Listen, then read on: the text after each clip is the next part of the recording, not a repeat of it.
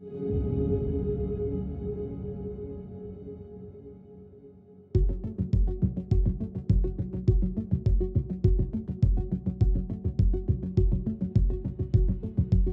like to introduce the card game OWASP Cornucopia. It's a card game we play to understand threat modeling. Threat modeling is a way for us to identify security weaknesses in our applications. Once the risks are identified, we can then put measures in place to prevent or mitigate the effects of them happening in a real-life situation. We're basically trying to help developers understand what hackers are thinking and how they can potentially attack the systems we're trying to protect. Within the pack, there are 80 cards in total, so that's 80 potential attacks. And there are 6 suits, each a different color, and there are 2 jokers. The 6 suits represent different types of attack. Light blue is authentication, who you are. Gold is authorization, what you can do. Green is session management, the period of time between an application verifying those first 2. Purple is cryptography, encryption, hashing, obfuscation.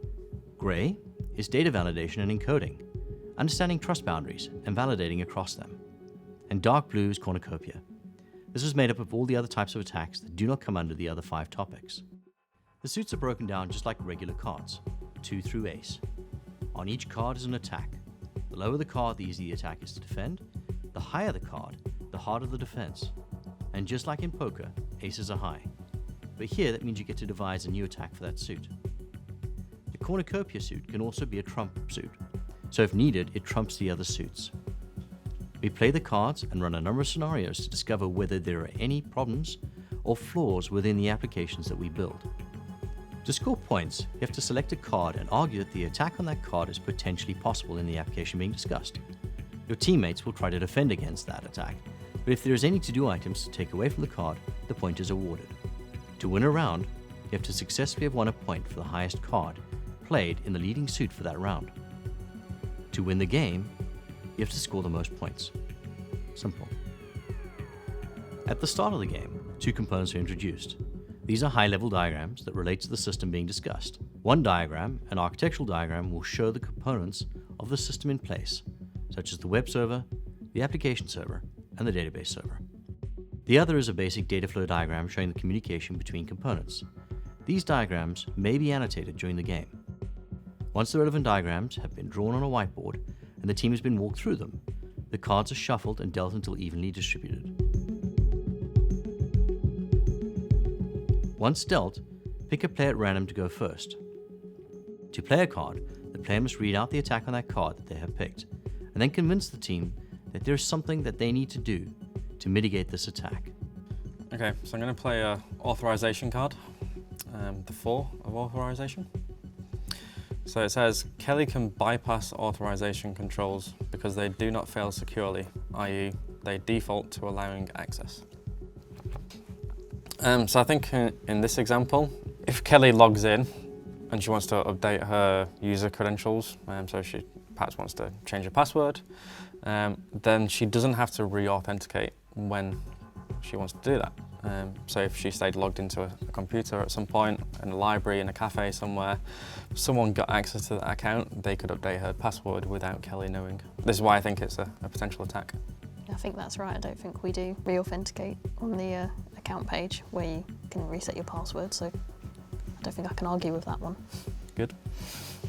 Is there any kind of timeout that we've put on the page? So we might not be re-authenticating, but if she stays logged in for longer than 10 minutes, for example, with no action, does she log out? Or? So because we're an e-commerce website, the lockout period is 24 hours because we want our users to be able to browse and come back to these kind of things. So that's an accepted risk from the business. I think the major concern we need to put in here is making sure that we can we re-authenticate users upon a password change. So Grant, if you want to write that down, and we'll add that to the backlog. So re-authenticate on password change. Cool, and you agree that's a point? Yeah. Yep. Yeah. Cool. When attack is described and discussed, it is either validated and noted down as a to-do item or resolved and crossed off. Valid attacks become backlogged items at the end of the game, as this is something the team will need to deal with in the real world. Aaron, so you now follow the suit. So if you have an authorization card, you're supposed to play it at this point.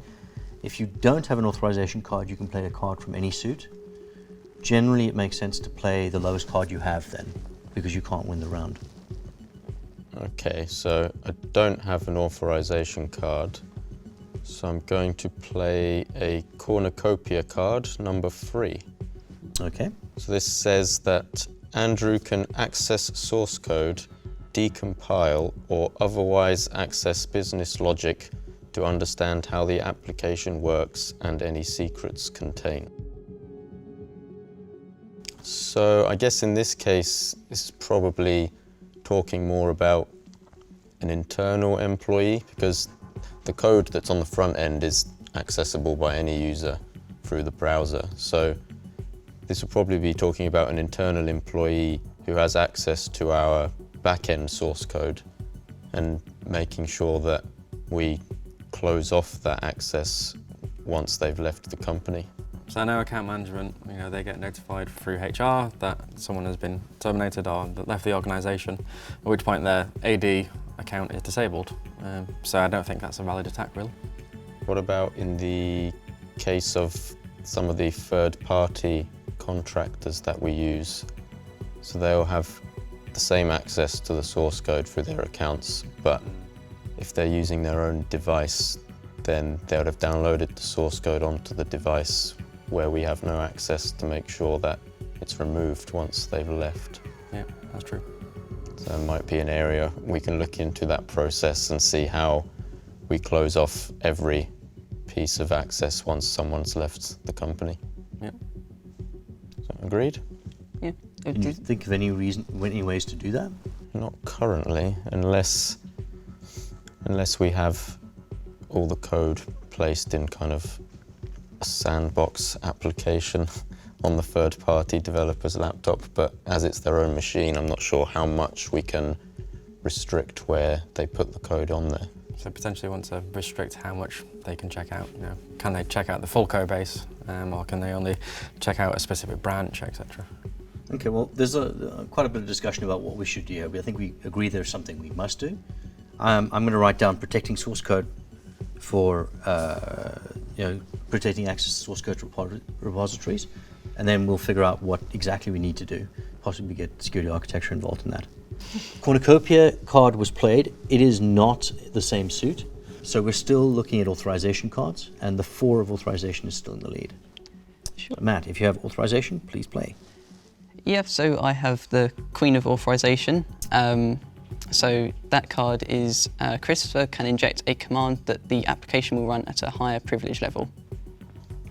So this could refer to if someone's able to use the same account at the back end and then maybe at the fulfillment service. So if we're using the same account, obviously the fulfillment service has higher privileges, and that could potentially pose a threat. That's right, because I think everything runs under the same user account on the back end, even the file copies do. Yeah. So I'm going to write down that we need to raise privileges for the fulfillment copy as late as possible. Han, can you beat the Queen? Well, I do have an authorization card, but unfortunately it's only a 2. So no, I can't. Okay, so this attack is Tim can influence where data is sent or forwarded to. I was thinking perhaps an external user might be able to, through the application, maybe inject something into the database, and that might be able to manipulate where we pull or push data from. Possibly, but I mean this is talking more about sending data rather than receiving data. Well, in that case, I think maybe the biggest risk was probably going to be the payment gateway then. So I don't know if there's something that could be done there. Perhaps we have to make sure that the backend can only speak to our payment gateway, that it's locked down so it can't talk to anywhere else. Yeah. Perhaps secure DNS. Yeah, that'd be really bad if someone could change that URL and redirect someone to enter their credit card details on a different payment gateway, and ultimately we'll be liable for that. Yeah. Okay, so I'm going to write down ensure that the redirect to the payment gateway is secure. And score Hannah for the round. Okay. So, at the end of the round, Matt played the Queen. So he wins the round as well. Nice. That means, Matt, that you get to pick the suit for the next round. You can see playing high cards does get you a bit of a win because you get to choose what the next game is. Cool.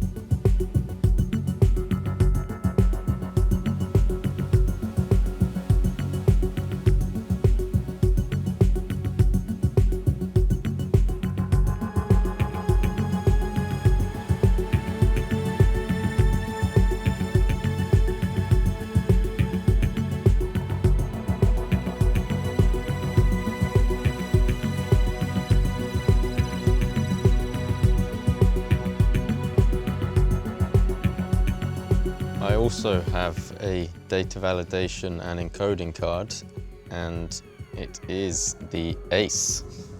Oh.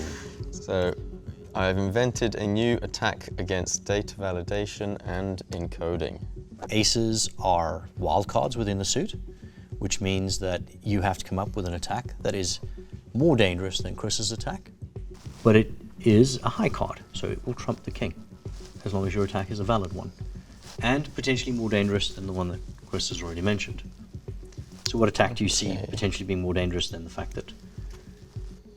So I guess similarly to the last attack, in our fulfillment service, if we're not validating that product codes that are being received are in fact for products that exist, an attacker might be able to submit a fake order for a product that doesn't exist, which would cause the fulfillment service to error as it doesn't know what to do with that order. And then that may cause some things further down the chain to fail as well and cause the whole site to fail.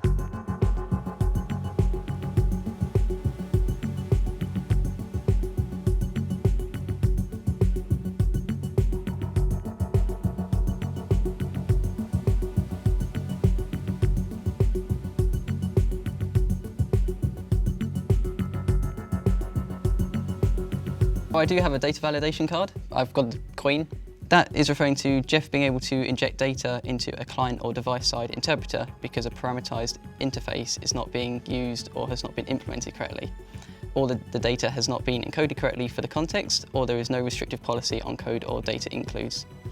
So basically we're not validating data properly from the client side, so a bit like Chris's, but just on the client side.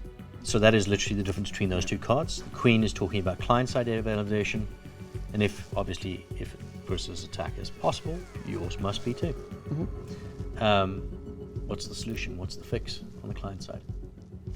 So again, similar to the fix for the server side, just doing some validation, but this time on the client side, just validating any data that's inputted. So the same thing. I have a question for you guys. If we do the input validation on the client side, do we need to worry about the back end? Absolutely. So always layer security controls. If one fails, then you're reliant on a secondary, a third, fourth, etc., to try and pick up on these things. So again, we're layering that approach, defense in depth. This entire suit is about those trust boundaries. So understanding where you can trust data coming from, maybe from one function to another function, but definitely when we move from back end to front end, or when we move from database to back end, these are all untrusted areas because we don't know where the data's come from. 5, 6, 7 points for you, Chris. 2, 3, 4, 5, 6, 7, 8 points for you, Aaron. 2, 3, 4, 5, 6, 7 for you, Matt. 1, 2, 3, 4, 5, 6 points for you, Hannah. That makes you the winner, Aaron. Well done. Yes. So we have our to-do list, all the things we need to get done. I'll pull out of here the things that need to be stories to go into Jira, and then we'll leave them up to the product owner to prioritize. Then we can get stuck into whatever it is we need to do. Thank you very much for your time. I hope you enjoyed the session.